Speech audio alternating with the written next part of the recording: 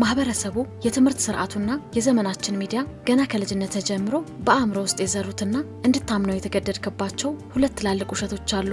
አንደኛው ውሸት ገንዘብ የኃጢአት ስር ነው፣ ድሃ መሆን ንጽህና ነው፣ ዋናው የልብ ሀብት ነው የሚል የባሪያዎች መጽናኛ ነው። ሁለተኛውና እጅግ አደገኛው ውሸት ደግሞ ሁልጊዜም አንተነትን አትቀይር፣ ግልጽ ሁን፣ በየትኛውም ቦታ ራስህን ሁን የሚለው የዋህ ምክር ነው። ዛሬ እነዚህ የውሸት ትርክቶች ከስራቸው ነቅለህ ልትጥላቸው ነው። እውነታው ሲነገር ያስደነግጣል። እውነታው ስሜትን ሊጎዳው ይችላል። ነገር ግን ማህበረሰቡ ሊነግርህ የማይደፍረውን የዳርክ ሳይኮሎጂ ሀቅ ልንገርህ። በዚህ ምድር ላይ ድህነት ወንጀል ነው።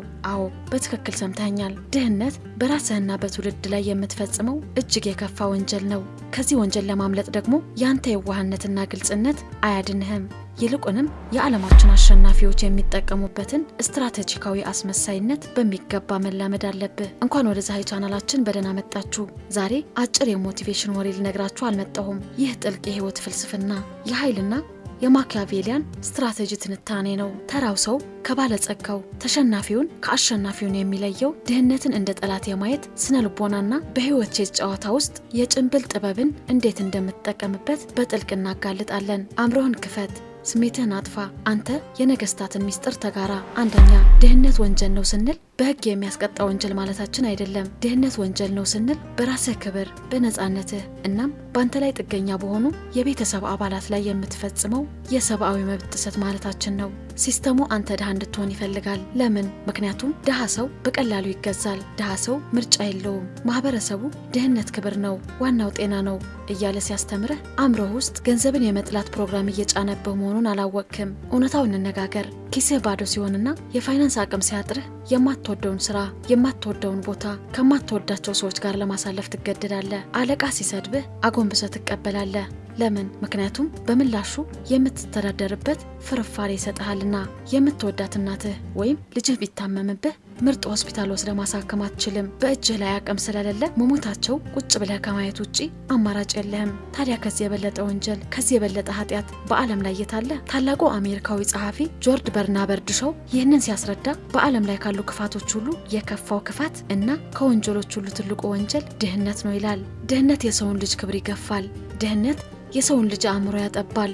አብዛኛው የጭንቀት የፍችና የቤተሰብ መበተን ዋና መሰረቱ የፋይናንስ እጥረት ነው። ስለዚህ ከዛሬ ጀምሮ ድህነት ፈተና ነው ብለህ ማሰብ አቁም። ድህነት እንደ ትልቅ ጠላት፣ እንደ ገዳይ በሽታና ራስህ ላይ እንደፈጸምከው ወንጀል ማየት ጀምር። አንድ ሰው ድህነት እንደ ወንጀል ሲያየው አእምሮ ውስጥ ያለውን ቁጣ ይነሳል። ማማረሩን አቁሞ ስሜታዊነትን ትቶ የፋይናንስ ኤምፓየርን ለመገንባት ርህራሄ የለሽ ወደ ሆነ ትግል ውስጥ ይገባል። ነገር ግን ይህንን የነጻነት ጦርነት ለማሸነፍ አንድ በዘመናዊ ዓለም እንደ ነውር የሚቆጠር የጦር መሳሪያ ያስፈልግሃል። ይኸውም አስመሳይነት ወይም የጭንብል ጥበብ ነው። ሁለተኛ፣ ራስህን ሁን የሚለውን ገዳይ ውሸት። ከድህነት ወጥተህ የኃይል ማማ ላይ ለመውጣት ስትነሳ ማህበረሰቡ በቃ አንተነትን አትቀይር፣ ግልጽ ሁን፣ በየትኛውም ቦታ ልብ ውስጥ ያለውን ተናገር ይልሃል። ይህ በዳርክ ሳይኮሎጂ ታሪክ ውስጥ ለተራው ህዝብ የተሰጠ እጅግ አደገኛ ገዳይ ምክር ነው። በዓለማችን ላይ 1% ስኬታማ ሰዎች፣ ታላላቅ ፖለቲከኞችና ቢሊዮነሮች ይህንን የዋህነት አይጠቀሙም። የጣሊያኑ ታላቅ ፖለቲካና የኃይል ፈላስፋ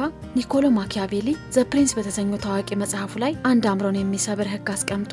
አንድ መሪ በህይወት ቼዝ ጨዋታ ውስጥ ለመዝለቅ እንደ አንበሳ ኃይለኛ፣ እንደ ቀበሮ ደግሞ አስመሳይና ብልህ መሆን አለበት። ሁልጊዜ አንበሳ መሆን አያዋጣም። ወጥመድ ለማወቅ ቀበሮ መሆን ግዴታ ነው። አስመሳይ መሆን ስንል አጭበርባሪ ወይም ሌባ መሆን ማለት አይደለም። አስመሳይ መሆን ማለት በስነ ልቦናው ዓለም ስትራቴጂካዊ ተለዋዋጭነት ማለት ነው።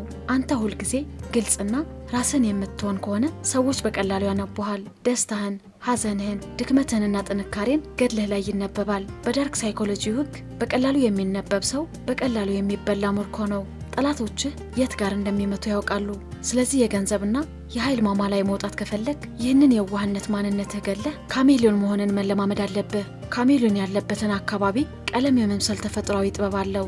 አንተ በምትገነባበት የቢዝነስ ስብሰባ በምታገኘው ሰውና በምትገኝበት ሁኔታ ልክ ራስህን መቀየር መቻል አለብህ። የጭንብል ጥበብ እንዴት እንለማመድ? ታዲያ ይህንን የስትራቴጂካዊ አስመሳይነት ጥበብ በህይወታችን ውስጥ እንዴት በተግባር እንጠቀምበታለን? ታዋቂው ጸሐፊ ሮበርት ግሪን የኃይል 48 ህጎች በተሰኘው መጽሐፉ ያጋለጣቸው ጥበቦች በመጠቀም እነዚህን 3 የማኪያቬሊያን ስልቶች ተለማመድ። አንደኛ፣ ሐሳብህንና ቅድህን በፈገግታ ደብቅ። ሮበርት ግሪን በህግ ቁጥር 3 ላይ ሁልጊዜም እውነተኛ ዓላማህና ሐሳብህን ደብቅ ይላል። ወደ አንድ የቢዝነስ ድርድር ወይም ስራ ስትገባ ምን ያህል ገንዘብ እንደፈለግ ወይም ምን ያክል እንደቸገረህ ፊትህ ላይ አታሳይ። አስመሳይ ሁን። ሰዎች አንተን ሲያዩ የተረጋጋ ምንም ችግር የሌለብህና በራስ መተማመንህ የተሞላ ልትመስላቸው ትችላለህ። በውስጥህ የድህነት እሳት ቢነድም በውጭህ ግን ምንም የማይፈልግ ንጉስ ምሰል። ሰዎች እቅድህን ካላወቁ አንተን ለመጣል ስትራቴጂ መንደፍ አይችሉም። ሁለተኛ ከአለቃ ወይንም ከጠላት አትብለጥ። አንዳንድ ጊዜ ከድህነት ለመውጣት በምታደርጋቸው ትግል ካንተ በላይ ስልጣን፣ ገንዘብ ወይም ጉልበት ካላቸው ሰው ጋር ልትሰራ ትችላለህ። በዚህ ጊዜ ኤጎህን እጥፍ ከነሱ የተሻልክ ብልህና አዋቂ ሆነ ለመታየት አትሞክር። ይህ የሞኞች ስራ ነው። ብልሁ አስመሳይ ምን ያደርጋል? የሌላውን ሰው ኤጎ ያሞግሳል። ሞኝና ምንም የማያውቅ መስሎ ይጠይቃል። ጠላትህ ወይም አለቃ አንተን ምንም የማያውቅ የዋህ አድርጎ ሲያስብህ ጥበቃውን ያላላዋል። አንተም በውስጥህ መረጃ እየሰበሰብክ የራስህን አቅም ትገነባለህ።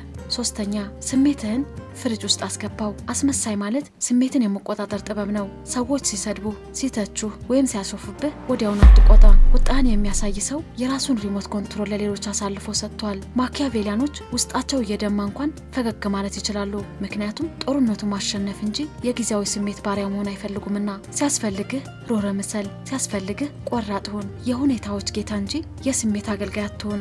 የዛይ ቤተሰቦች ዓለምን የዋሆችና እውነተኛ ነን ባዮች የሚሸለሙባት የፍትህ መንደር አይደለችም። ዓለም የኃይል የስትራቴጂና የብልሆች የቼዝ ሜዳ ናት። ድህነት በራስ ላይ የምትፈጽመው ወንጀል ነው። ከዚህ ወንጀል ለማምለጥና የገዛ ትውልድህን ነጻ ለማውጣት ደግሞ የዋህነትን አውልቀህ መጣል ግዴታ ነው። እንደ አንበሳ ኃይለኛ፣ እንደ ቀበሮ ደግሞ ስትራቴጂካዊ አስመሳይ መሆን ተለማመድ። በውስጥ ያለውን ዓላማ ለማንም አትናገር። ስሜትህን ተቆጣጠር። በምትሄድበት ቦታ ሁሉ አካባቢውን የሚፈልገውን ጭንብል አጥልቀህ ግባ። ውጫዊ ማንነትህ ማህበረሰቡን የሚያረካ ይሁን። ውስጣዊ ማንነትህ ግን ርህራሄ የሌለው ኢምፓየሩን የሚገነባና ማንም ሊያነበው የማይችል ብረት ሁን። ዛሬ ማታ ስትተኛ ይህንን የመጨረሻ ውሳኔ አስተላለፍ።